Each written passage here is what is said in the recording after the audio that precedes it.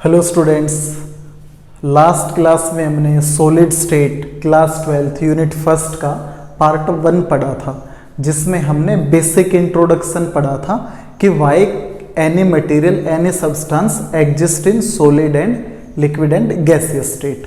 फिर उसके बाद स्टूडेंट्स हमने उस पार्ट में पढ़ा था सॉलिड के ब्रॉडली कितने टाइप्स का होता है। सॉलिड बेसिकली 2 टाइप्स का होता है, आपको पता है, amorphous solids and crystalline solids. तो हमने, अगर आप में से किसी ने पार्ट 1 नहीं देखा तो प्लीज आप एक बार पार्ट 1 देख लीजिए, जिसमें हमने बेसिक डिफरेंस सीखा था amorphous solids and crystalline solids में।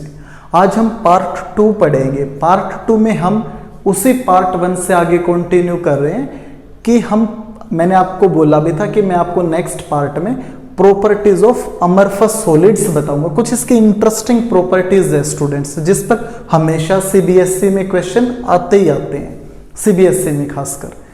और उसके बाद हम पढ़ेंगे आज के अपने सेकंड पार्ट में टाइप ऑफ क्रिस्टलाइन सॉलिड्स। तो बच्चे मैं स्टार्ट करता हूं सबसे पहले प्रॉपर्टीज ऑफ अमरफस सॉलिड्स। कुछ इंटरेस्टिंग प्रॉपर्टीज, कुछ खास प्रॉपर्टीज जिसकी वजह से अमरफस सॉलिड्स की बहुत सारी इंपॉर्टेंट चीजें आपको आज पता चलेंगी।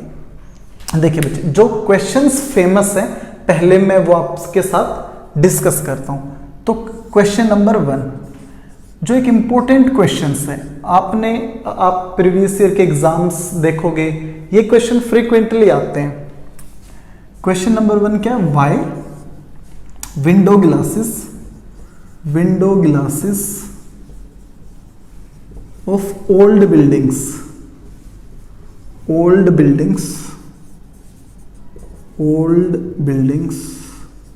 are thicker at bottom।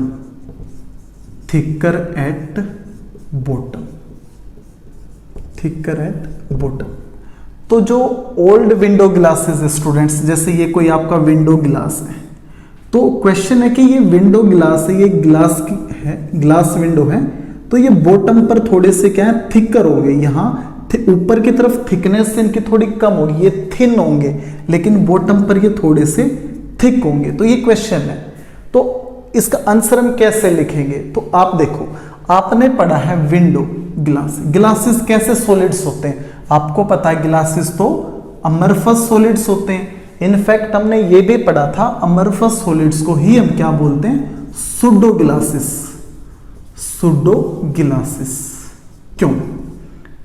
तो ऐसा क्यों ऑब्जर्व हुआ? तो आप सबसे पहले सीखो, गिलास है वो क्या है? एक अमरफस सॉलिड है। यानी कि अमरफस सॉलिड्स की एक प्रॉपर्टीज होती है बच्चों, जिसको बोलते हैं टेंडेंसी टू फ्लो। तो ये जो पार्टिकल्स है बच्चे, जो गिलास ये बना हुआ है अमरफस सॉलिड, इसके जो पार्टिकल्स हैं इनके खास टेंडेंसी होती है, जिसकी वजह से ये क्या करते हैं? फ्लो करते हैं। अब आपको पता है ये एक ओल्ड बिल्डिंग है जिसमें ये विंडो काफी सालों से होगी, और गिलास एक अमरफस सॉलिड है। अमरफस सॉलिड की प्रॉपर्टी क्या है? उसके पार्टिकल फ्लो करेंगे तो धीरे धीरे under the effect of gravity pull की वजह से ये पार्टिकल्स धीरे धीरे नीचे शिफ्ट हो गए, ये फ्लो कर गए अंडर द इफेक्ट, क्योंकि इनकी एक टेंडेंसी है, ये फ्लो कर सकते हैं। इसके जो पार्टिकल्स होते हैं, अमरफस सॉलिड के जो पार्टिकल्स होते हैं, they have a tendency to flow. तो ये इनकी एक टेंडेंसी है, फ्लो कर गए, और ग्रेविटी की वजह से इनके बॉटम्स क्या हैं? थिक हो गई।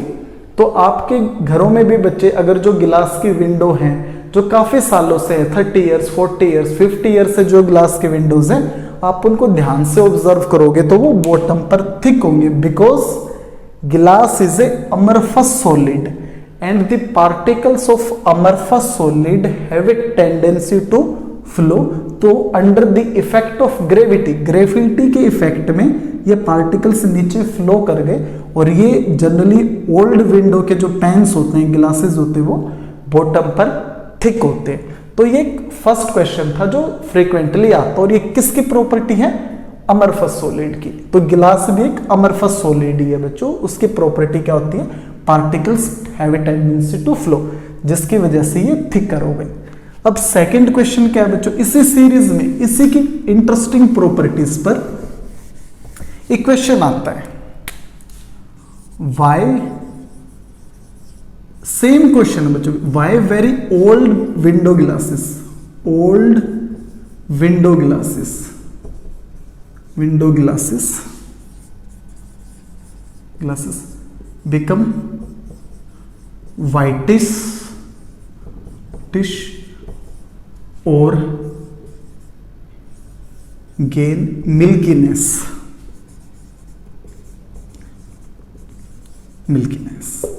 ये क्वेश्चन है स्टूडेंट्स कि जो ओल्ड बिल्डिंग्स हैं उनके जो ग्लासेस हैं वो सालों के कुछ सालों बाद वाइटिश हो जाते हैं या उनके अंदर एक मिल्कीनेस आ जाती है, ऐसा क्यों है? अगेन स्टूडेंट्स ये क्यों है? क्योंकि अमरफस सॉलिड है। अगेन ये ग्लासेस क्या है आपके? ग्लासेस क्या होते हैं? अमरफस सॉलिड्स होते हैं। और अमरफस सॉलिड्स के खास प्रॉपर्टी होती है क्या students? Over the time under thermal effects, over the time under thermal effects they become crystalline in nature, become crystalline in nature, crystalline in nature। तो स्टूडेंट्स बेसिक रीजन ये है कि जो अमरफस सॉलिड्स है उनके खास, एक तो वो फ्लो कर सकते हैं, एक प्रॉपर्टी जो भी हमने लास्ट क्वेश्चन में डिस्कस की थी।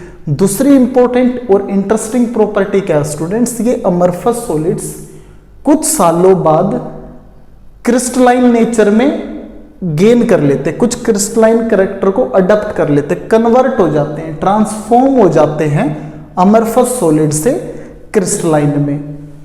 इसमें टाइम काफी लंबा लगता है, थर्मल इफेक्ट चाहिए, धूप निकलती है, थर्मल इफेक्ट्स होते हैं, तो अमरफस सॉलिड क्रिस्टलाइन सॉलिड्स में कन्वर्ट हो जाते हैं।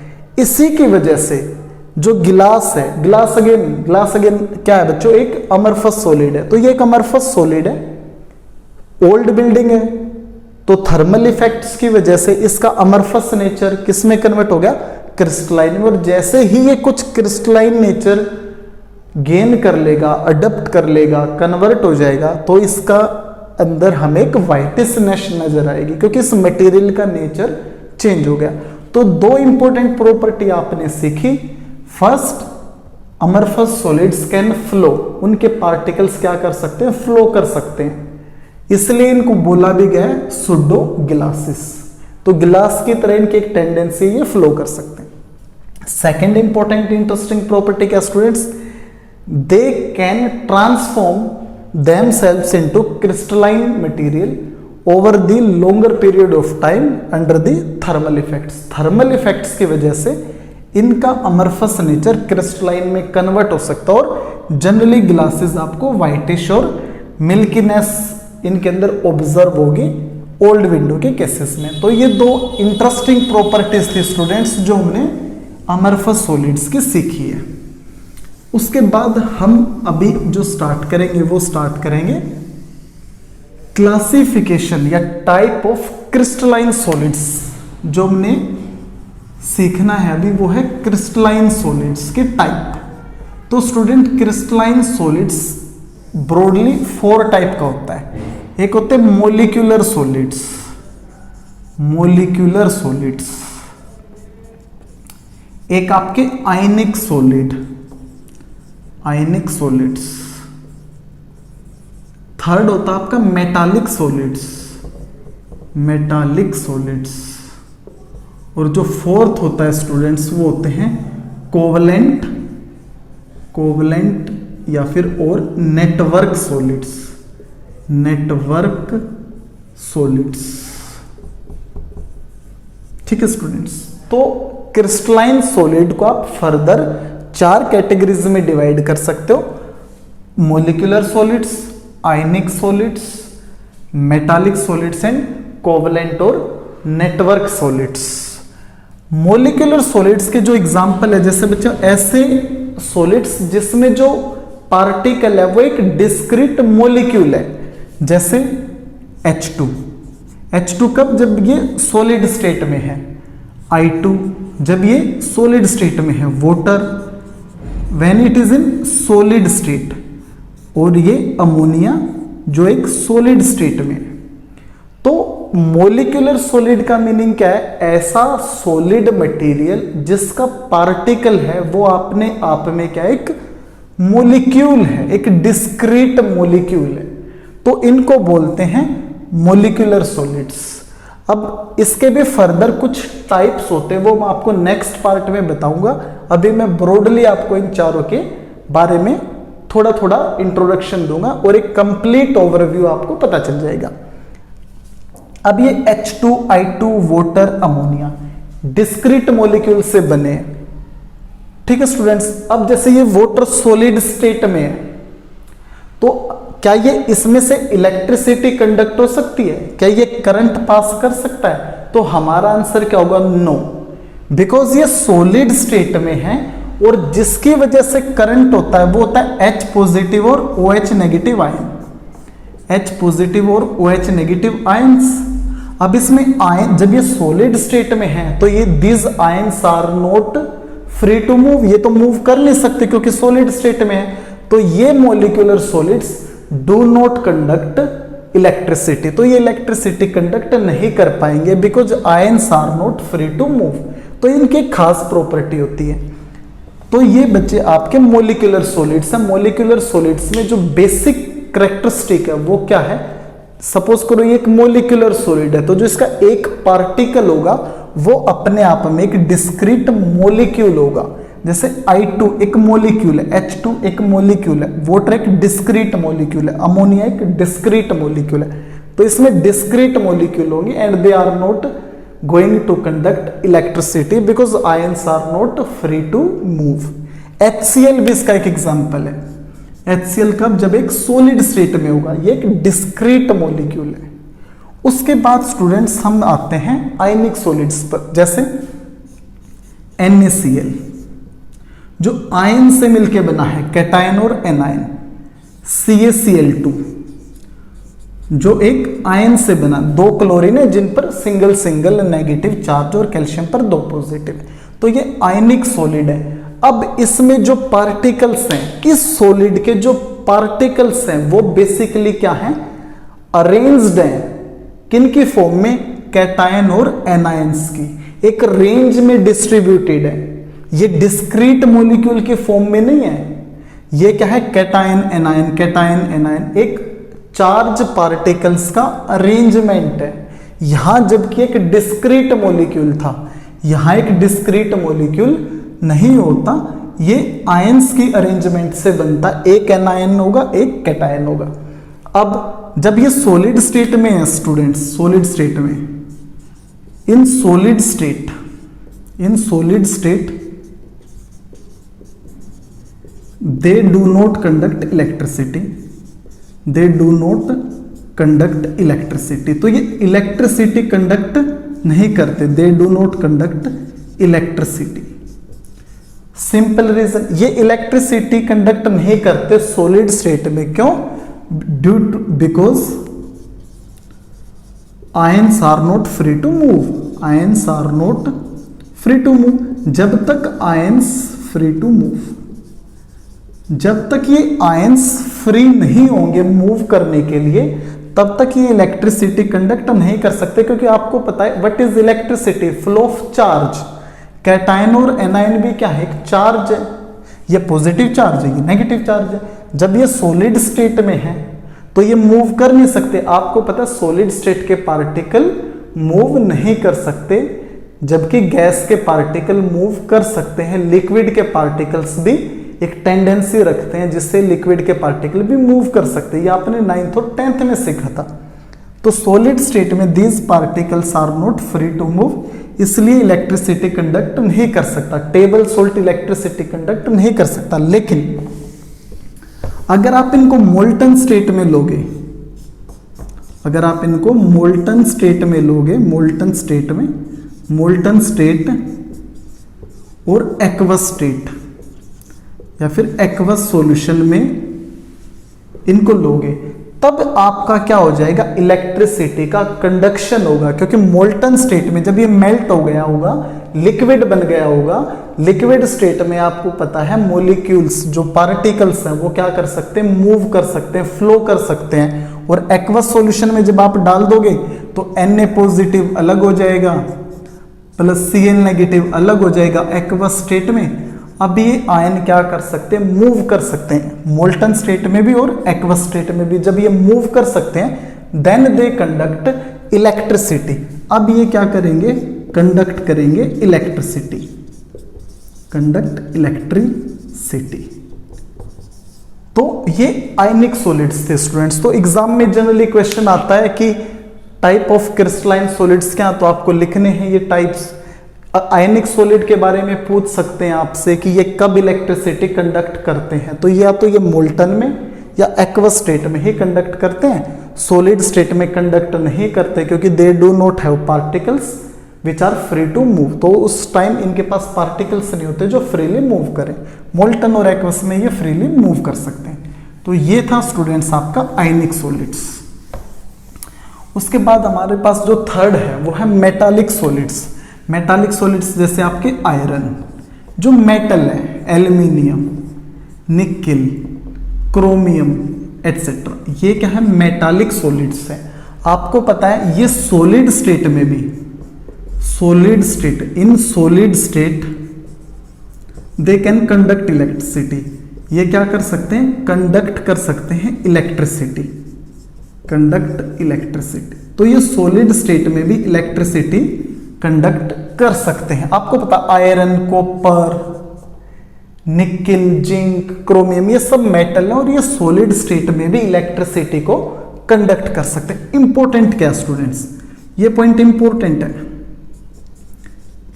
इनकी जो कंडक्टिविटी होती है, conductivity, conductivity is inversely proportional to the temperature.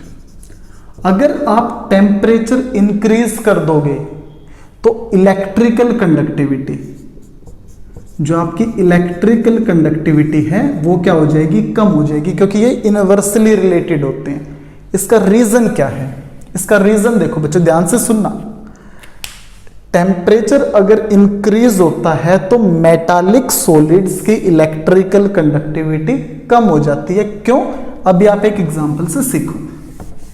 देखो मान लो ये मेटल है, तो मेटल ऑब्वियस सी बात है एटम से मिलके बना होगा। मान लो ये आयरन मेटल है तो ये ऐसे एटम से मिलके बना होगा। एटम्स में न्यूक्लियस होता है और उसके चारों तरफ इलेक्ट्रॉन्स होते हैं, ये आपको पता है, इलेक्ट्रॉन्स होते हैं। एटम के अंदर न्यूक्लियस होता है और इलेक्ट्रॉन होते हैं। तो जो मेटालिक सॉलिड्स हैं, मेटालिक सॉलिड्स, मेटालिक सॉलिड्स में इलेक्ट्रिसिटी कंडक्ट कौन करता है, free electrons. Free electrons conduct electricity, conduct electricity. तो फ्री इलेक्ट्रॉन्स इलेक्ट्रिसिटी को कंडक्ट करते हैं, ये हमें पता है। आयनिक सॉलिड में आयंस करेंगे कब, जब वो एक्वस और मोल्टन स्टेट में होंगे। अब आपने टेम्परेचर इंक्रीज किया, कंडक्टिविटी कम हो गई। क्यों, बिकॉज ये जो पॉजिटिव चार्ज के कर्नल्स हैं, पॉजिटिव चार्ज के यानी कि जो न्यूक्लियाई हैं, पॉजिटिव चार्ज के जो कर्नल्स हैं, ये positive charge kernels, they start vibrating, they start vibrating, vibrating with higher magnitude, higher amplitude, इसको साफ कर देते हैं, higher amplitude and hinder the path of free electrons. ये बेसिकली क्या करते हैं स्टूडेंट्स, जैसे ही आप टेम्परेचर इंक्रीज करोगे ये वाइब्रेट होना स्टार्ट होंगे। सपोज करो ये एक फ्री इलेक्ट्रॉन है, ये ऐसे मूव कर रहा है। जब ये मूव करेगा तो इलेक्ट्रिसिटी कंडक्ट होगी, जब ये मूव करेगा। अब आपने टेम्परेचर इंक्रीज किया, ये न्यूक्लियस है, पॉजिटिव चार्ज का कर्नल है, ये वाइब्रेट करने लगेगा हाई एम्पलीट्यूड के साथ। तो ये इलेक्ट्रॉन के जैसे ये इस इलेक्ट्रॉन को ऐसे मूव करना है तो इलेक्ट्रिसिटी कंडक्ट हो जाएगी, लेकिन ये क्या करेगा, वाइब्रेट करेगा और इसके पाथ को हिंडर कर देगा। और जब इसका पाथ हिंडर हो जाएगा, रुक जाएगा, रिस्ट्रिक्ट हो जाएगा, तो इलेक्ट्रिकल कंडक्टिविटी कम हो जाएगी। तो ये मेटालिक सॉलिड्स की इलेक्ट्रिकल कंडक्टिविटी टेम्परेचर के इनवर्सली प्रोपोर्शनल होती है। आप टेम्परेचर इंक्रीज करोगे, पॉजिटिव चार्ज के कर्नल वाइब्रेट करेंगे हाइयर एम्पलीट्यूड के साथ और इलेक्ट्रॉन के पाथ को रोक देंगे, क्योंकि इलेक्ट्रॉन को ही कंडक्ट करनी है इलेक्ट्रिसिटी। जब इसका पाथ रुकेगा तो इलेक्ट्रिकल कंडक्टिविटी कम हो जाएगी। अब चलते हैं स्टूडेंट्स हम अपने फोर्थ और last type of solids that are called covalent solids या फिर नेटवर्क सॉलिड्स। कुछ लोग इन्हें बोलते हैं 3 डायमेंशनल सॉलिड्स, 3D सॉलिड्स। इसके एग्जाम्पल क्या है स्टूडेंट? इसके एग्जाम्पल है ग्रेफाइट। ग्रेफाइट इसका एग्जाम्पल है। आपको पता है ग्रेफाइट की लेयर्स होती हैं, 11th क्लास में आपने सीखा होगा ग्रेफाइट का स्ट्रक्चर, लेयर्स होती हैं। कार्बन इसका एग्जाम्पल है, सिलिकॉन कार्बाइड, कार्बन यानी कि ग्रेफाइट और डायमंड, डायमंड इसके एग्जाम्पल है। बकमिस्टर फुलरीन भी इसका एग्जाम्पल है, सिलिकॉन कार्बाइड एटसेट्रा। तो ये सारे बच्चे नेटवर्क सॉलिड्स के एग्जाम्पल है। इसकी खास बात क्या है, इनके अंदर होती है कोवलेंट बॉन्डिंग। कोवलेंट बॉन्डिंग, जो बॉन्डिंग इनके अंदर प्रेजेंट होती है उसको क्या बोलते हैं, कोवलेंट बॉन्डिंग। जैसे आयनिक सॉलिड्स में आयनिक बॉन्डिंग, मेटालिक सॉलिड्स में मेटालिक बॉन्डिंग, ऐसे कोवलेंट सॉलिड्स में कौन सी बॉन्डिंग होती है बच्चे, कोवलेंट बॉन्डिंग, जो शेयरिंग ऑफ इलेक्ट्रॉन से बनती है। आपने 11th क्लास में भी सीखा होगा। तो इनको बोलते हैं कोवलेंट और नेटवर्क सॉलिड। ये 3 डायमेंशनल होते हैं। इनकी कुछ खास बातें स्टूडेंट्स क्या, जैसे मैं आपको कुछ खास बातें इनकी बताता हूं, ठीक है। ये आपको मैं इसको साफ कर देता हूं। तो यहां मैं आपको कुछ इसकी इंपॉर्टेंट चीजें बताता हूं कोवलेंट सॉलिड्स की। कोवलेंट सॉलिड्स, देखो ये इलेक्ट्रिसिटी के कंडक्टर हो भी सकते और नहीं भी हो सकते। इलेक्ट्रिसिटी कंडक्टर ऑफ इलेक्ट्रिसिटी, जैसे कि ग्रेफाइट कंडक्टर है लेकिन डायमंड इंसुलेटर है, डायमंड आपका इंसुलेटर है। तो ये कंडक्टर भी हो सकते हैं और इंसुलेटर भी हो सकते हैं, डिपेंडिंग अपॉन कि इनका स्ट्रक्चर कैसा। इसमें कार्बन sp2 स्टेट में होती है, sp2 हाइब्रिडाइज्ड कार्बन होती है, इसमें इलेक्ट्रॉन का डीलोकेलाइजेशन होता है तो ये इलेक्ट्रिसिटी को कंडक्ट कर देते हैं। इसमें कार्बन sp3 स्टेट में होती है और फ्री इलेक्ट्रॉन होते नहीं, डीलोकेलाइजेशन के लिए इलेक्ट्रॉन होते नहीं, ये इंसुलेटर है। तो एक इंटरेस्टिंग प्रॉपर्टी इनकी कंडक्टिविटी के बारे में, कंडक्टर भी हो सकते हैं और इंसुलेटर भी हो सकते हैं डिपेंडिंग अपॉन स्ट्रक्चर, लेकिन दोनों में ही कोवलेंट बॉन्डिंग है, इसलिए हम इनको कोवलेंट सॉलिड बोलते हैं।